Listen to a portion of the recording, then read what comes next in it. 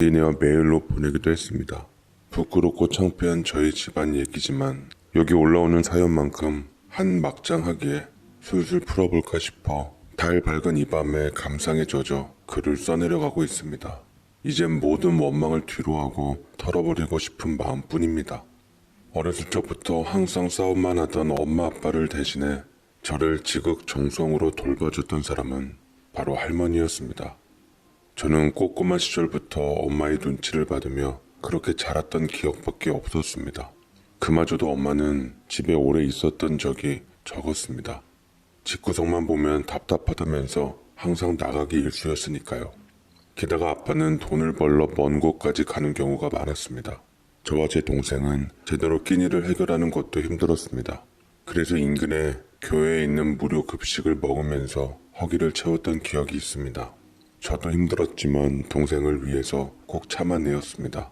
제가 형이었으니 추운 날 동생을 꼭 안아주며 토닥토닥 안정감을 주었죠. 괜찮아. 엄마 아빠 우리 보러 꼭 오실 거야. 우리 맛있는 거 사주시려고 돈 벌러 가셨으니까 조금만 참고 기다리자. 알았지? 그렇게 말하던 날이 참 많기도 많고 길기도 길었네요. 그래도 엄마가 없는 집에서 그렇게 둘이만 있게 되곤 했는데 이웃 사람들은 그런 저희를 불쌍하게 여겼습니다. 주변 어른들은 따뜻하고 고마우신 분들이 많으셔서 이런 저희에게 더 많이 챙겨주시려고 노력했습니다만 매번 신세를 질 수는 없었죠. 추운 겨울날 보일러가 돌아가지 않아서 동생과 저 둘이서 플라스틱 생수병에 끓인 물을 가득 넣고 거기서 나오는 온기로 버텼던 기억이 납니다. 그런 저희를 운 좋게도 할머니가 보시고는 경악을 금치 못하시고 소매 걷어붙이시며 저희를 위해 나서 주었습니다. 세상에 어쩜 이런 일이 다 있을 수가 있냐. 부모 자격 없는 것들. 어떻게 새끼들을 낳아놓고서 이렇게 힘들게 할 수가 있어. 놀라시며 혀를 차시고는 저와 동생의 손을 잡아 끄시는데 그 손이 어찌나 따뜻했던지 생수통 온기 저리 가라였습니다. 할머니께선 엄마랑 아빠한테도 연락이 되지 않았기 때문에 저희 집에 직접 찾아오셨던 거였는데 저와 동생에게 이런 문제가 있을 거라고는 전혀 생각도 하지 못하셨던 거였답니다. 그래서 할머니는 너무 놀라신 나머지 저와 제 동생을 거둬주셨고 따뜻한 방에서 저희 마음까지 녹여주셨습니다. 요즘에는 초등학생이 말없이 학교에 등교를 하지 않으면 확인을 해본다고 하던데 제가 어릴 적만 해도 그런 건 없었습니다. 그래서 저는 며칠씩 학교에 가지 않았던 적도 있었어요. 어차피 가봤자 준비물도 제대로 챙기지 못하고 숙제도 제대로 안 해오니 맨날 혼이나 났기 때문에 저는 학교에 가는 것도 싫어했습니다. 하지만 할머니와 살면서 저는 조금씩 달라지게 됐답니다. 할머니는 떼수건을 착착 손에다 끼시고는 벅벅 문질러 대자 국숫가락 같은 때가락이 줄줄 나와 하수구가 막힐 지경이었습니다. 아이고, 그동안 얼마나 안 씻었으면 이리 때국물이 쭉쭉 나오냐. 너희들 까마귀가 행님하겠어. 할머니는 저희 두 형제를 큰 고무 다라이에 넣고 목욕을 시켜주시곤 했는데 할머니의 구수한 입담에 웃음을 터뜨리고는 했지요. 그 기억이 참 즐거웠습니다. 어릴 적 저는 어른들의 무관심 속에 항상 배고프고 힘들기만 했는데 할머니의 보살핌 덕분에 엇나가지 않고 잘 클 수 있었던 것 같습니다. 더 이상 어디로 가야지 그나마 허기라도 채울 수 있을지, 그리고 오늘 밤도 추우면 어쩌지 하고 고민을 할 필요가 없었으니까 전 그게 참 좋았습니다. 따지고 보면 사실 할머니 집도 그렇게 좋은 곳은 아니었습니다. 창살도 허술한 허름한 다세대 주택이었지만 그래도 할머니가 해주는 구수한 된장찌개가 있었고 가끔씩 간식으로 만들어주시던 배추전 익는 냄새가 나고 할머니와 동생이 TV 앞에 앉아 오순도순 드라마를 봤던 기억이 저한테는 참 행복한 기억이었습니다. 저는 초등학생이었는데도 한글도 잘 몰랐습니다. 저도 그렇고 동생도 그렇고 유치원을 다녔던 기억도 없었거든요.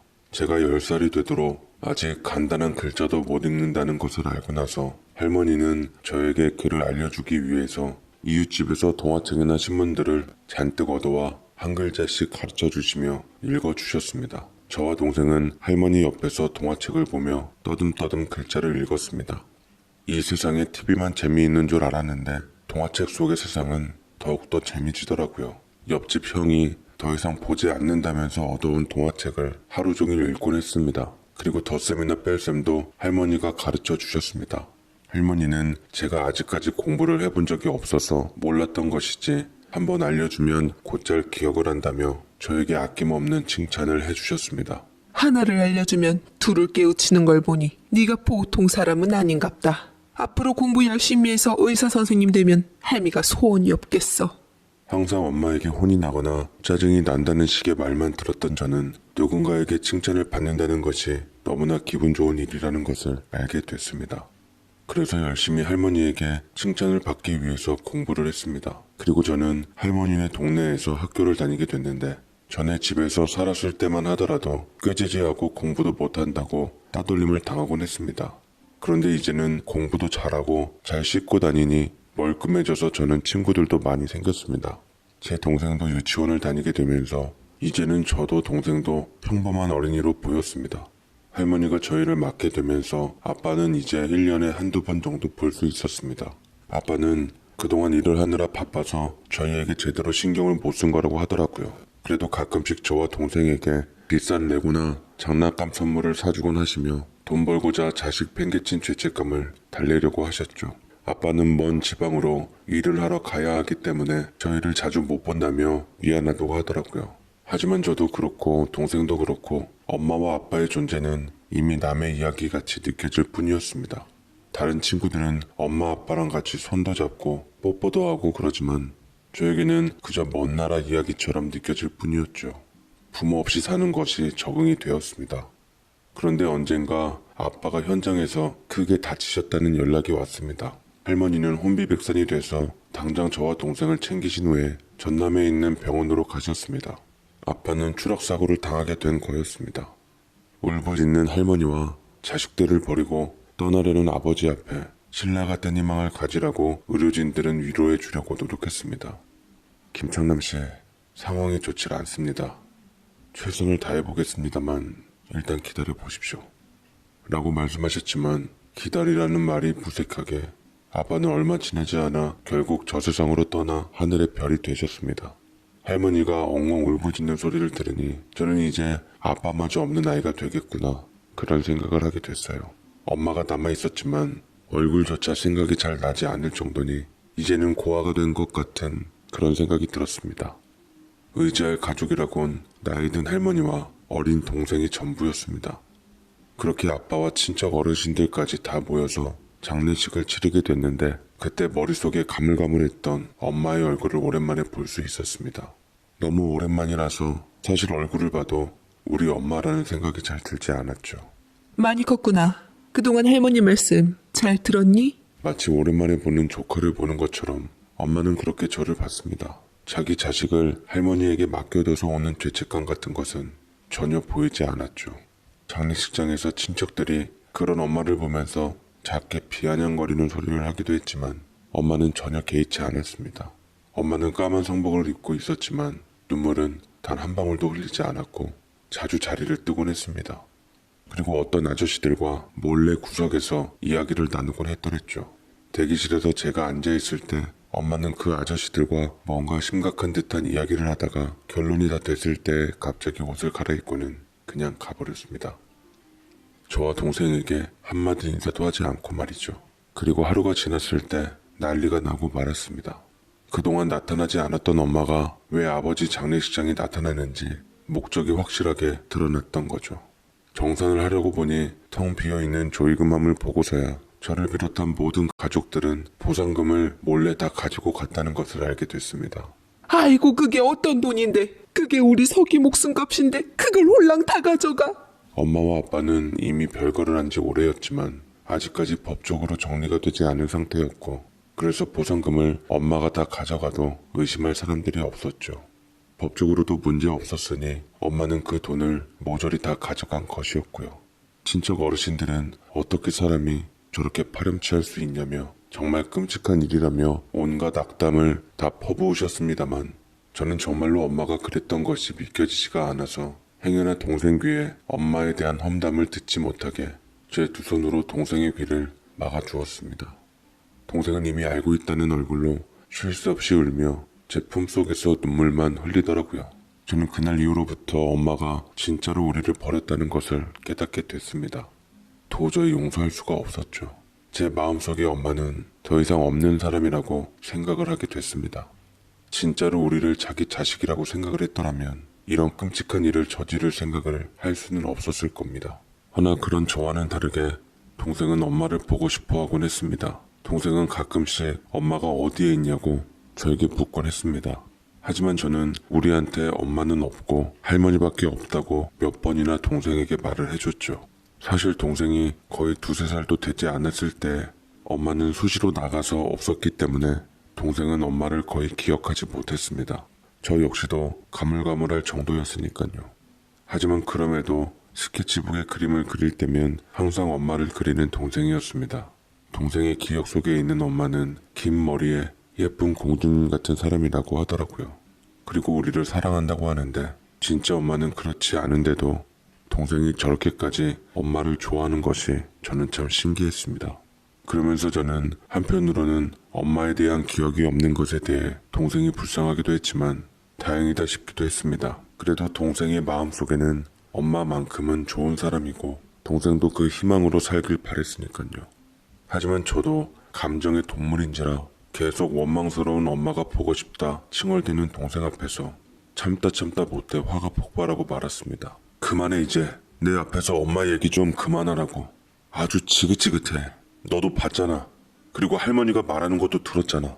아빠 장례식장에서 봤던 엄마가 우리 엄마야. 우리한테 인사도 제대로 안 하고 아빠 조의금 들어온 거 몽땅 챙겨서 나가버렸는데 이젠 우리 엄마 없어. 제가 이렇게 화를 내면서 대답을 하자 동생은 엄마와 같이 있고 싶다며 친구들이 할머니와 산다고 놀린다며 엄마를 찾아오라고 울음을 터뜨렸습니다. 동생이 이렇게 떼를 쓰면서 우니 저도 속상한 마음이 가득할 수밖에 없었습니다. 엄마 얼굴도 제대로 기억을 못하면서 저보다 엄마를 훨씬 더 그리워하더라고요. 동생의 소원은 그저 엄마랑 함께 사는 것이었습니다. TV에 나오는 예쁜 탤런트들을 보면 항상 우리 엄마처럼 예쁘다고 말하곤 했던 동생이었죠. 하지만 아무리 기다린다고 해도 엄마가 오지 않는다는 것을 알았기에 동생은 언젠가부터 엄마에 대해서 말을 꺼내지 않았습니다. 한편으로는 저는 동생이 너무나 안쓰러울 뿐이었죠. 도대체 엄마는 저희가 뭘 그렇게 잘못을 했다고 이렇게 매정하게 저희를 버린 것일까요? 사실 저도 할머니만 있으면 된다고 말하기는 했지만 마음속으로는 엄마를 그리워하곤 했습니다. 할머니가 너무나 감사하긴 했지만 그래도 엄마가 없다는 것이 괜히 서럽게 생각이 들기도 했습니다. 하지만 그걸 굳이 티내지 않으려고 많이 노력을 했어요. 덕분에 철이 일찍 든 저는 한글을 떼자마자 부랴부랴 공부에 집중을 하며 재미를 알게 되었고 무섭게 뒤쫓아가 친구들을 따라잡았습니다. 비록 저는 가난하고 없이 살았지만 항상 반장을 도맡아 하며 공부도 잘하고 체육도 잘하는 그런 모범적인 학생이 됐습니다. 친구들은 공부를 하는 것이 싫고 재미가 없다고 하는데 저는 공부가 참 재미있었습니다. 나서는 것도 좋아했기 때문에 항상 반장이 되곤 했죠. 이미 부모님으로 인해 상처를 너무 많이 받아 맷집도 생겨서 너는 엄마가 없냐고 놀리는 친구들에게 엄마 없는데 어쩔 거냐라며 당당하게 말할 수 있는 배짱을 가진 아이로 성장을 했습니다. 할머니는 누군가 저에게 시비를 걸거나 싸움을 걸면 절대로 지지 말라고 하셨습니다. 그래서 저는 싸워야 하는 상황에서도 절대 지지 않는 승부사의 면모를 갖추게 됐죠. 지는 게 싫었던 저는 싸움이 생길 일이 있어도 피하지 않았습니다. 남이 한 대를 때리면 나는 2대를 때린다는 식으로 저는 그렇게 살았습니다. 하지만 그런 저와 달리 동생은 참 얌전한 아이로 컸더랬죠. 싸우는 것을 싫어하고 그저 조용조용하게 지내는 그런 평범한 애였습니다. 그래서 제 친구들은 제 동생을 보며 말하길 형제가 어쩌면 이렇게 다르냐며 절대 믿기지 않는다는 식으로 말을 하곤 했습니다. 할머니도 저와 동생이 성격이 많이 다르다는 것을 자주 말씀하시곤 했습니다. 동생은 조용한 성격이지만 동물들을 돌보거나 남을 도와주는 것을 참 좋아했죠. 할머니가 폐지를 주우러 가시면 옆에서 도와드리기도 하고 또 할머니의 다리를 주물러 드리는 것도 매일 빼놓지 않았습니다. 그 누구보다 마음씨가 착한 아이였죠. 저와 달리 동생은 한쪽 뺨을 맞으면 다른 쪽 뺨도 내어줄 그런 아이였습니다. 저는 아빠의 장례식 이후로 엄마를 볼 수는 없었지만 대신 가끔씩 이모가 찾아오곤 했습니다.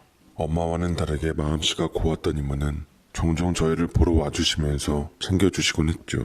우리 정환이는 가면 갈수록 한임을 하는구나. 정환이는 이번에도 반장이다. 시험 성적도 1등이라며? 혹시라도 이모가 도와줄 거 있으면 말해봐.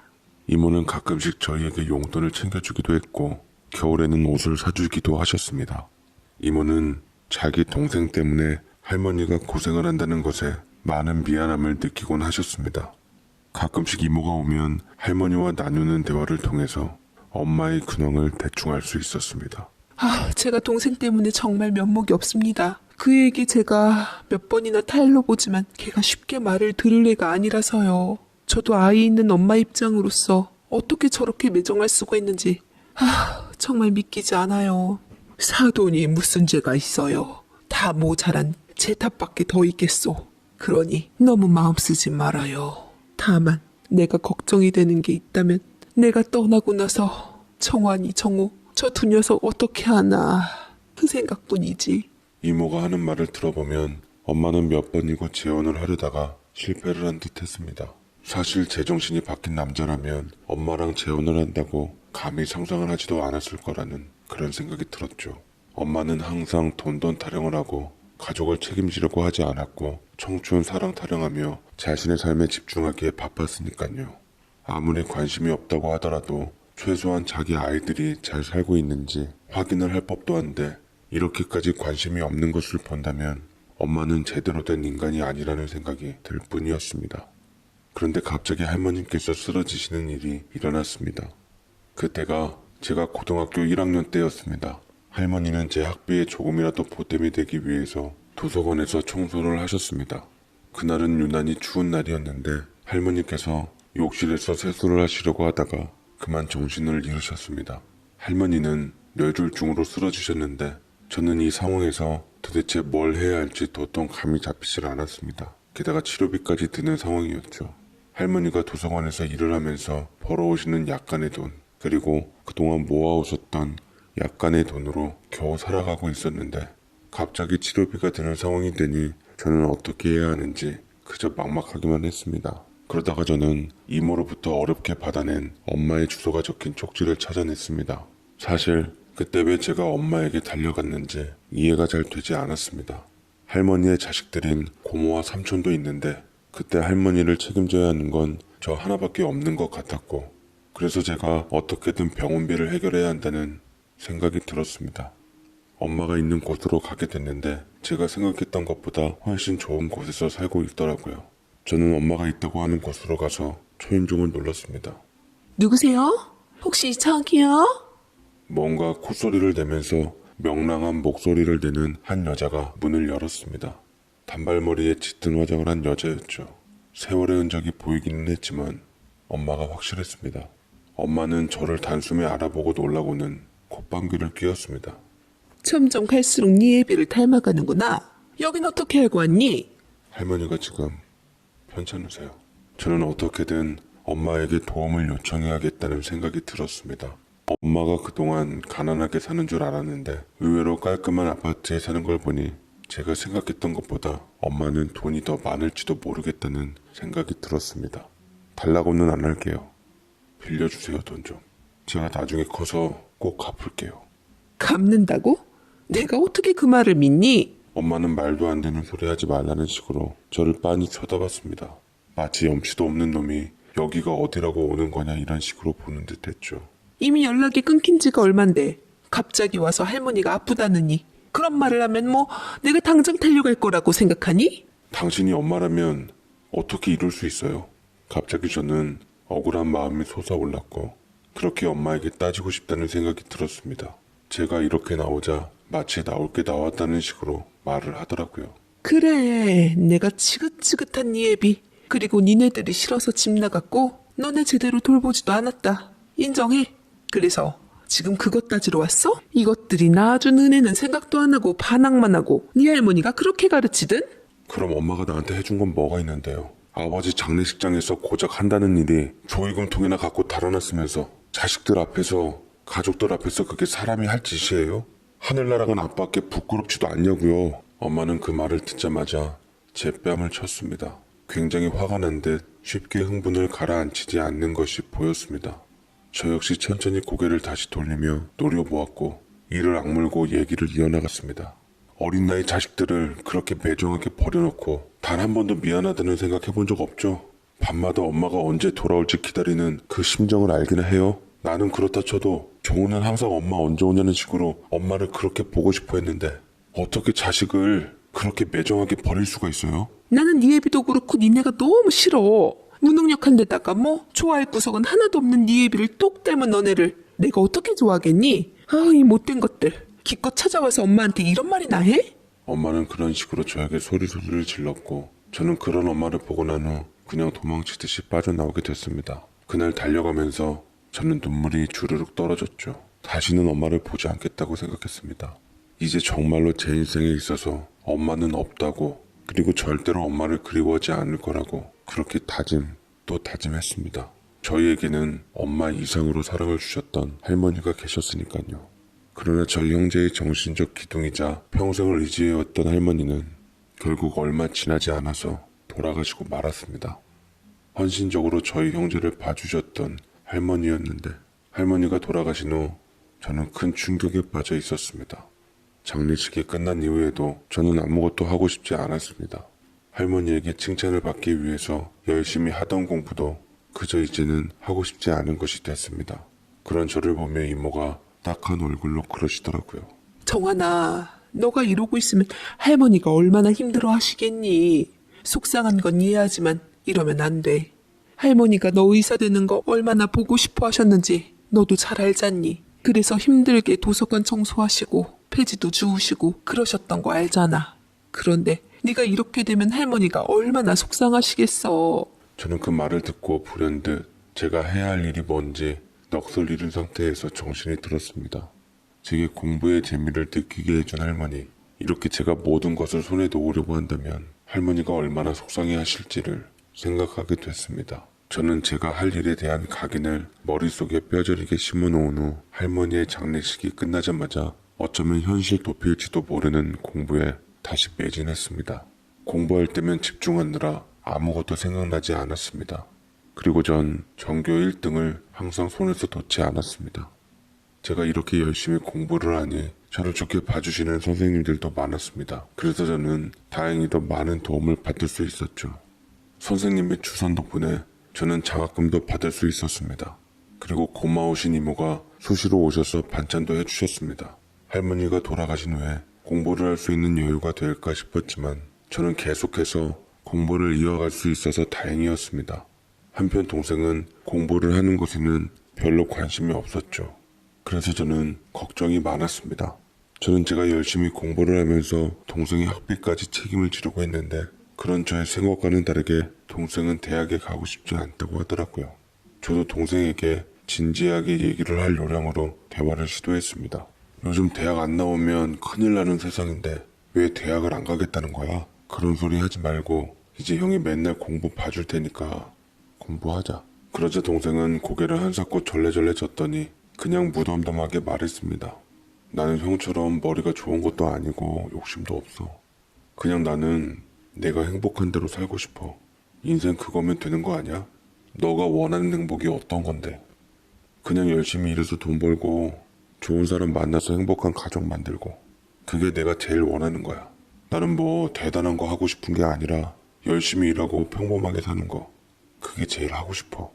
동생은 자신이 갖지 못했던 화목한 가정을 갖는 것이 가장 큰 꿈이었던 거였습니다. 그냥 아주 평범한 가정. 우리 형제에게는 그 평범함이 그토록 그리웠던 것이었고 바랬던 것이었습니다. 그래서 저는 그런 동생의 바람이라면 존중을 해주기로 했더랬죠. 제가 무사히 의대에 가게 되었을 때 동생은 실업계 고등학교에 갔습니다. 거기서 일찍 돈을 벌고 싶다고 하더라고요. 동생은 자기 갈 길은 자기가 알아서 할 테니 형은 걱정하지 말라고 했지만 그래도 제가 얼른 자리를 잡아서 최대한 동생을 도와주고 싶었습니다. 동생이 워낙에 말도 없고 욕심도 없는 아이라서 저는 동생이 꽤나 마음에 걸렸습니다.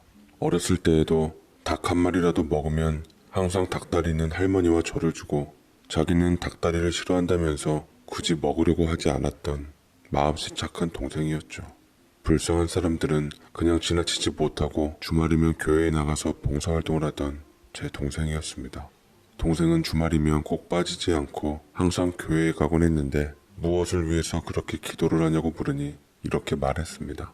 우리 할머니와 아빠 하늘나라에서 행복하게 잘 사셨으면 하고, 그리고 우리 형도 훌륭한 의사 선생님이 되셨으면 하고 빌지. 엄마도 비록 우리랑 볼 수 없는 사이지만 행복하게 잘 사시기를 그런 마음으로 기도해. 참 착하다 싶었습니다. 동생은 아빠를 닮아서 일이 순하고 착한 건지 도끼만 남아있는 저와는 상반되었습니다. 동생을 보니 제 독한 모습이 그렇게 지독히 싫어했던 엄마의 핏줄인 것 같아 제 스스로가 더 싫어졌습니다. 동생은 엄마를 줄곧 원망하던 저와 다르게 엄마를 원망하지 않고 오히려 행복을 바라더군요. 엄마도 어떤 사정이 있어서 그러신 거라고 그렇게 생각을 했고 결코 미워하거나 하지 않았습니다. 그런 동생을 보면서 저는 이 착한 것이 엄마 같은 사람들이 들끓는 험한 이 세상에서 어찌 살아갈 수 있을까 걱정이 되었습니다. 착한 것도 적당히 해야지 혹시라도 이런 성격 때문에 나중에 손해라도 보면서 사는 거 아닐까 괜히 걱정이 들기도 했죠. 그래도 이제 제가 이 세상에서 의지할 사람은 오직 동생밖에 없다는 생각이 들었기에 저는 동생을 살뜰하게 챙겼습니다. 그런 형에게 고맙다고 동생은 자기가 아르바이트를 해서 모은 돈으로 저에게 안경이나 가방을 선물하곤 했습니다. 남에게 베풀면서도 막상 자기 것은 하나도 욕심을 내지 않는 아이였죠. 저는 제가 얼른 의사가 되어서 여유가 생겨 동생과 함께 넉넉하게 살 수 있기를 바랬습니다. 그런데 하늘은 정말로 무심하더군요. 동생이 고등학교 3학년이 됐을 때 실습을 나가게 됐는데 할머니에 이어서 동생까지 결국 세상을 뜨고만 것이었습니다. 그 당시에 자기 담당 기계도 아니었는데 자기 친구를 대신해서 기계 점검을 나가다가 그만 사고를 당한 것이었죠. 할머니와 아버지를 잃었을 때도 이만한 슬픔은 아니었는데 몸통이 뒤틀리고 숨도 쉬어지지 않는 심장이 산산 부서지는 그런 고통을 느끼며 저는 살아갈 희망을 잃었습니다. 저는 머리끝까지 천이 덮여진 동생을 보며 미친 듯 날뛰었고 충격으로 인해 말도 못할 고통에 미칠 것만 같았습니다. 모든 이성과 감정을 내려놓은 괴물이 되어감을 느꼈죠. 동생마저 이렇게 제 곁을 떠나니 저는 정말 이 세상을 살아갈 의욕조차 없더이다. 지금 사연을 써내려가고 있는 와중에서도 그때를 생각하면 심장이 죄옵니다. 수없이 많은 눈물을 흘리는 것이 고작 내가 할 수 있는 일이라니 동생에게 미안하고 또 미안했습니다. 그렇게 장례를 치룰 때 저는 멍하니 동생의 영정사진만 바라보고 있을 뿐이었습니다. 사람들이 속절없이 저를 위로하고 있을 때 때마침 초대받지 않은 불청객이 들어오더라고요. 바로 그 여자였습니다. 아마 이모에게 말을 듣고 찾아온 듯 했고 저는 그동안의 분노와 슬픔이 다시 한번 미어 터지며 엄마에게 목에 핏대가 솟도록 악을 바락바락 쏟았습니다. 여기가 어디라고 와요. 그동안 종호 얼굴 단 한 번도 보러 온 적 없었으면서 이렇게 세상 떠나니 이제야 한번 얼굴이라도 보러 온 거예요? 정환아, 아무리 그래도 엄마한테 그렇게 말하면 안 되지. 엄마에게 마구 따지려는 저를 이모가 만류했습니다. 엄마는 아무 말도 하지 않더라고요. 그리고 그날 얼굴을 잠깐 비추더니 또 이내 엄마는 집으로 돌아갔습니다. 그런데 여기서 충격적이었던 것은 엄마가 동생의 보상금을 또 가로챘다는 거였습니다. 아빠가 돌아가셨을 때도 모자라 이번에도 동생의 목숨값을 가져가려고 온 것이었죠. 정말 이게 사람이 할 짓인가 하는 생각이 들었습니다. 어떻게 이렇게 자식의 목숨값을 마치 자기가 맡겨놓은 것처럼 당당하게 가져가나 싶었어요. 저는 엄마에게 따지기 위해서 예전에 찾아갔던 그 집으로 갔지만 엄마는 이미 이사를 갔는지 볼 수 없었습니다. 동생의 49제까지 끝낸 뒤 저는 충격을 받아 흐트러진 정신을 겨우 간신히 모아 다시 일상으로 복귀하려고 노력했습니다. 어떻게 해서든 성공해야만 했습니다. 그리고 더욱더 열심히 공부에 매진을 했습니다. 이대로 놓아버리기에는 그동안 저의 꿈을 응원해줬던 동생과 할머니에게 면목이 없었으니까요. 자기가 돈 벌어서 형의 등록금을 꼭 내주고 싶다고 해맑게 말하던 동생을 생각한다면 저는 기필코 꼭 의사가 되어야겠다는 생각 하나로 살았습니다. 제 목표에 조금씩 도달하고 있는 것이 느껴졌고 저는 그렇게라도 살아가야만 했습니다. 그리고 몇 년이 지난 후 조금씩 시간이 흐름에 따라 기억이 흐릿해지고 있을 때쯤 낯선 번호로 전화가 왔는데 기가 막히게도 다름 아닌 엄마였죠. 어찌 보면 호랑이 굴에 제 발로 들어온 격이나 다름없었습니다. 목소리를 듣는데 손발이 떨리더라고요. 차질 시간을 줄여주었으니 감사해야 하나 싶었지만 엄마는 무슨 꿍꿍이었던지 전혀 아무 일도 없었다는 듯 의외로 덤덤하니 차분하게 제게 말을 하는데 이게 뭔 일인가 싶었습니다. 내가 지금 와서 너한테 이렇게 연락하는 거 염치 없다는 거 잘 알아. 하지만 이미 다 지난 거. 이젠 과거는 과거로 묻어두자. 저는 그저 가만히 엄마가 하는 말을 듣고만 있었습니다. 엄마의 말인즉슨 저는 그 누구도 의지할 사람이 없을 것이고 옛날 일은 덮어두고 평범한 엄마와 아들 사이로 돌아가자는 거였습니다. 만약 제가 아니라 제 동생이 그런 말을 들었다면 그 애는 무척 기뻐했을 것이었습니다. 하지만 저는 왜 이제 와서 일어나 싶은 생각이 들더군요. 무슨 쇼를 하는 건지. 좀 더 생각해보니 과연 엄마가 무슨 저희로 저에게 이렇게 다가오는 것인지 궁금하더라고요. 일단 엄마는 저에게 만나자는 식으로 말을 했기에 저는 순순히 엄마네 집으로 가게 됐습니다. 땅값 비싼 노른자 땅 위에 지어진 그림 같은 커다란 저택은 흡사 공전을 방불케 할 정도로 멋져 보여서 저는 처음에 주소를 잘못 찾았나 싶었지만 마침 저를 기다렸다는 듯 버선발로 마주 나온 엄마를 보고 지켜보았습니다. 아들, 공부하느라 힘들었지? 여기까지 오느라 수고했어. 생전 엄마가 차린 밥 한 술 언제 먹었는지 기억이 나질 않는 데다 한 번도 들어보지 못했던 엄마의 친절한 말투에 저는 많이 놀랐습니다. 집안 들어가니 인테리어가 신식으로 호황찬란하게 되어 있더라고요. 식탁에는 저를 환영하는 의미로 차린 듯 상다리가 부러질 정도로 비싼 음식들로만 채워져 있었습니다. 그러자 곧 웬 아저씨가 계단 아래로 내려오시더니 저를 보고 흐뭇하게 웃으시더라고요. 얼굴을 보니까 많이 닮았네. 의대생이라고 들었는데 공부를 아주 잘했나 봐. 그럼요. 우리 아들이 날 닮아서 워낙 똑부러지고 의지도 단단한 녀석이에요. 앞으로도 우리 자기가 아들 좀 잘 봐줘요. 엄마가 애교를 부리자 아저씨는 흐뭇해하며 끄덕였고 짐짓 사랑스러운 눈길로 엄마를 쳐다보더군요. 참 비위도 좋았습니다. 딱 보니 그림 나오더이다. 넓고 좋은 집에서 이 아저씨와 함께 사는 것 같았습니다. 식탁에 한가득 차려진 밥을 먹는 척 했지만 목구멍으로 잘 들어갈 리 만무했죠. 물론 먹으며 겨우겨우 삼켰는데 제가 먹는 게 시원찮으니 엄마가 갈비를 일일이 손으로 발라주더라고요. 우리 아들 갈비 좋아하지? 많이 먹어. 한 번도 저는 엄마가 해준 갈비를 먹어본 적이 없었는데 마치 저에게 갈비를 많이 해준 적이 있는 것처럼 말을 하더라고요. 엄마를 빤히 쳐다보자 엄마도 저를 의식했던지 무안한 듯 곧 말을 돌려버렸습니다. 아저씨는 기꺼이 그 장단에 맞춰주었습니다. 안 그래도 워낙에 이 사람이 아들 자랑을 많이 해서 말이지. 자기한테 의대 다니는 공부 잘하는 똘똘한 아들이 있다고 말이야. 이렇게 보니까 참 똘똘하게 생겼네. 내 자식들은 공부도 제대로 안 해서 사람이 될련지 걱정만 드는데 당신은 어떻게 이렇게 아들을 훌륭하게 키웠는지 참 대단해. 제가 뭘요. 저는 한 번도 애들한테 공부하라는 말을 해본 적이 없었어요. 그런데 스스로 알아서 공부를 하더라고요.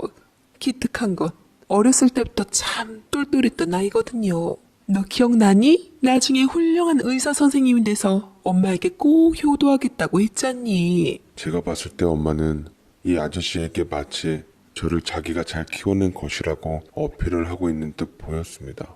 그래서 이렇게 온갖 말도 안 되는 거짓말을 하고 있는 거였죠. 과연 엄마가 언제까지 거짓말을 하려는지 저는 계속해서 지켜봤습니다. 중간에 어떻게든 애 키울 돈은 있어야 하니까 애들은 할머니한테 맡겨두고 열심히 돈 벌고 그랬는데 마음껏 애들한테 사랑을 주지도 못해서 하루하루 얼마나 많이 울었는지 몰라요. 정말 기가 막히더라고요. 엄마는 정말 뻔뻔하게 거짓말을 하고 있었습니다. 당대 최고의 그 어떤 배우도 이만큼 연기를 잘할 것 같지는 않았습니다. 정말 연기 대상감이었죠. 그 모습을 보고 아저씨는 안쓰러운 얼굴을 하면서 엄마의 눈물을 닦아주더라고요. 이 사람이 참 착해가지고 이렇게 아들 얘기를 하면 항상 울어. 그만큼 자네에 대해서 모친이 애틋한 마음을 가지고 있는 거지. 이제 앞으로 새 식구가 될 텐데 가족이라고 생각해요. 자네 같은 듬직한 아들이라면 나는 언제나 환영일세. 도대체 이 아저씨를 어떻게 구워 삶은 것인지. 엄마는 뻔뻔하게 연기를 하고 아저씨는 너무나 자연스럽게 속아 넘어가더라고요. 엄마가 이런 식으로 그동안 여럿 갈아치운 거였구나 납득이 됐습니다. 이모의 말을 들어보면 엄마는 그동안 연애 사업에 눈코 뗄 새 없이 바빴던 모양이더라고요. 저희 엄마는 원래 순하고 좋은 사람이었지만 엄마가 하도 돈으로 성화를 부려서 어쩔 수 없이 먼 곳으로 출장을 가면서까지 돈을 벌어오곤 했는데 틈새를 제대로 이용을 한 거죠. 그런 엄마가 이제 와서 제가 잘 되니 오롯이 공을 본인에게 돌리며 우아한 말투로 고상한 척 저를 달래더라고요. 내가 너 하나 잘 키우려고 정말 얼마나 노력했는지 몰라. 이제 너도 새 식구가 생기니까 아버지라고 생각하고 잘 섬겨. 그리고 조만간 새아버지 되실 분들 가족도 만나 뵙게 될 거야. 그날 신경 써서 좋은 모습 보이도록 해. 엄마에게서는 아들은 오직 저 하나밖에 없는 거였습니다. 제 동생은 의대생 같은 자랑스러운 타이틀이 없어서 엄마에게는 별로 신경 쓸 거리가 아니었나 봅니다. 저는 엄마를 그동안 줄곧 증오해왔지만 동생은 엄마를 그리워하며 이해하려고 했는데 말입니다. 이런 말도 안 되는 상황이 벌어지니 저는 그저 헛웃음만 나올 뿐이었죠. 게다가 동생이 그렇게 갖고 싶어 했던 화목한 가정을 엄마가 이루게 된다니 저는 이런 불공평한 처사가 어디 있나 싶었습니다. 그렇게 매정하게 자식들을 떼어놓을 때는 언제고 이제는 행복하게 살려고 하다니 정말 엄마가 아니라 악마같이 느껴졌습니다. 저는 이대로 엄마가 행복한 삶을 살도록 내버려 두고 싶지 않았습니다. 그래서는 안 된다고 생각했고요. 어떻게 해야 제대로 갚아줄 수 있을까? 어떻게 해야 그 여자의 행복을 멀리 날려버릴 수가 있을까? 어찌 보면 그 여자가 자기를 돋보이게끔 내게 손을 뻗었던 것이 제게는 기회가 될 수가 있었습니다. 의사 아들 덕을 보고 싶었던지 그 욕심까지 부리는 그 여자가 참으로 난 사람이더이다. 그래서 저는 곰곰이 생각하다가 그 아저씨와의 가족들과 만나게 되는 날에 그분들을 찾아가는 걸로 시작하기로 했습니다. 방송에서도 여러 번 탄 유명한 한식당 안으로 인자하게 생긴 할머니 한 분과 그 아저씨의 누나로 보이는 분까지 오셨더라고요. 이쪽이 그 영란 씨 아들이구나. 만나서 반가워요. 그동안 말 많이 들었어요. 힘든 형편 속에서도 열심히 공부했다는데 아주 장한 사람이네 그려. 어휴 세상에 우리 집안에도 의사가 있다니 아주 생각만 해도 든든합니다. 저에게 인자한 웃음을 보여주셨던 그 할머님은 마치 제 할머니를 연상시켰습니다. 아저씨네 식구분들은 정말 좋은 분들 같았습니다. 엄마는 어떻게든 그분들에게 잘 보이기 위해서 많이 노력을 하는 것이 보일 정도였죠. 그리고 저에게 또 상냥한 엄마처럼 보이기 위해 열연을 펼치는 거였습니다. 가만히 얘기하는 것을 들어보니 완전히 본인에 대한 세탁을 제대로 하셨더라고요. 그 모습이 가관이고 소름이 돋아서 일일이 열거하는 것조차 불쾌하고 화가 납니다. 아버지와 동생을 벼랑 끝으로 몰고 간 후 조이금 봉투 챙기기에 급급했던 자격 없는 그 여자가 지 행복 찾겠다고 꼴값을 떠는 모습을 보니 그 모습이 참으로 가짠더라고요. 저는 그 모습에 실제로 속이 이상해서 여러 번 화장실에 다녀왔습니다. 그 와중에도 저를 걱정하는 아저씨의 가족들은 손수건까지 건네며 흥건히 맺힌 제 식은땀까지 닦아주시더라고요. 어휴 안색이 많이 안 좋네.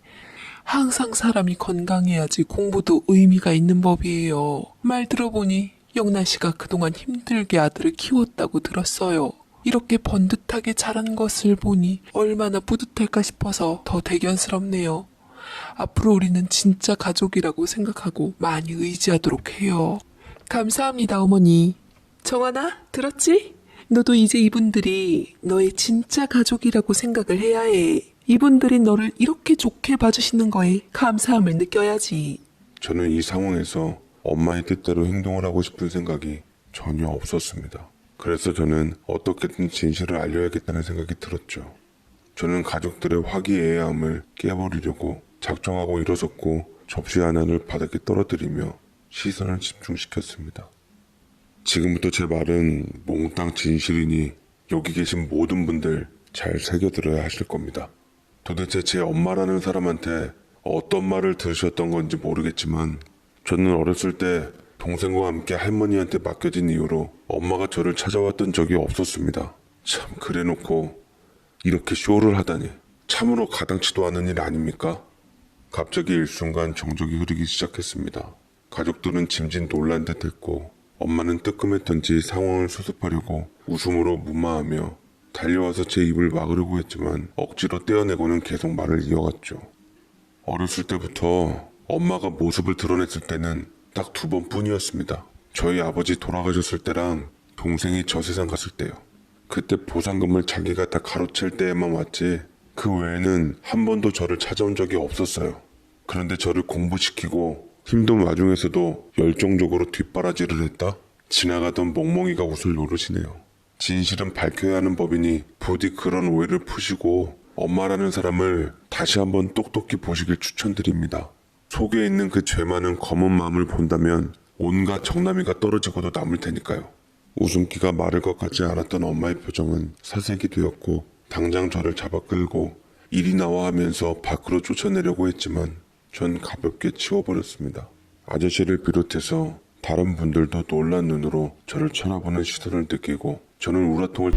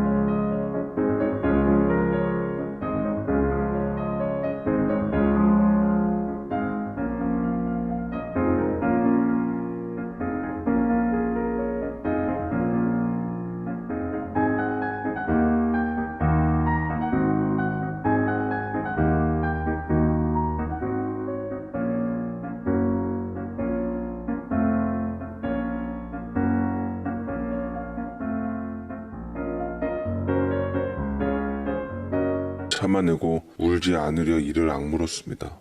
매정하게 저와 동생을 버려놓고는 절대 다시는 찾아오지 말자며 인연을 끊자고 했던 것은 엄마였어요. 제 동생이 엄마를 얼마나 그리워했는지 다들 아시나요?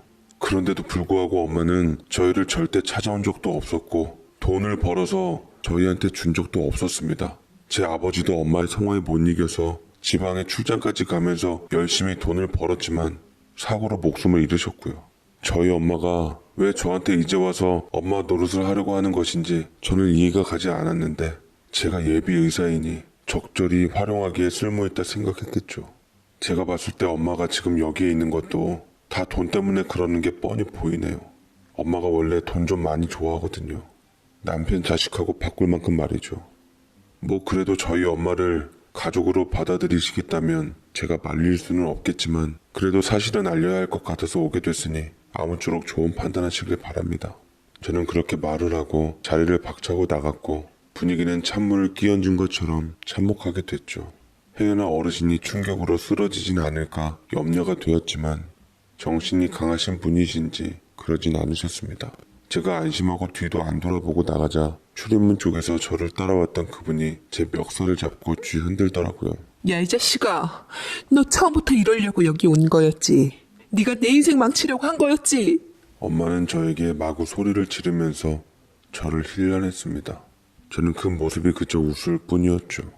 어떻게 버린 자식에게 이토록 많은 욕심을 부리고 바랬던 건지 그 욕심만큼 제대로 뒤통수를 맞은 그 사람이었더랬죠. 저는 옷을 툭툭 털고 마지막으로 입을 열었습니다. 똑똑히 알아두세요. 먼저 날 부른 건 아줌마예요. 참 쉽네요, 아줌마는. 그 기나긴 시간 동안 고통 준 자식에게 미안하다는 한마디 하면 땡입니까? 참 편하고 좋네. 인생 역시 청순한 대로 살아야지 오래오래 만수무강하죠. 그렇죠? 그치만 아줌마 조금만 생각해봐요. 갑자기 나한테 와서 엄마 노릇하면 내가 바로 엄마라고 부르면서 따를 거라고 생각했어요? 아줌마, 착각은 자유지만 내가 기꺼이 거기에 따라줄 거라고 생각하는 것 자체가 말이 된다고 생각해? 더는 얼굴 보지 말자고 했던 게 누군데 이제 와서 착한 엄마처럼 연기를 하려고 그래?